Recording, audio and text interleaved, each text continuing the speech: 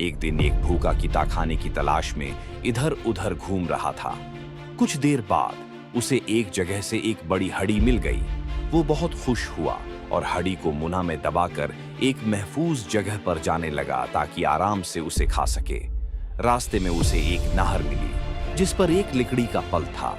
जब वो पल पर पहुंचा और नीचे पानी में झांका तो उसे अपनी ही परछाई नजर आई, लेकिन उसने समझा कि ये कोई दूसरा कुत्ता है जिसके मुन्ना में भी एक हड्डी है और वो हड्डी उसकी हड्डी से बड़ी लग रही थी। लालच में आकर उसने दूसरी हड्डी हासिल करने के लिए भूनने की कोशिश की, लेकिन जैसे ही उसने मुना खोला उसके मुना से हड्डी पानी में गिर गई। यूं अपनी लालच की वजह से वो जो है हड्डी पहले से उसके पास थी वो भी खो बैठा।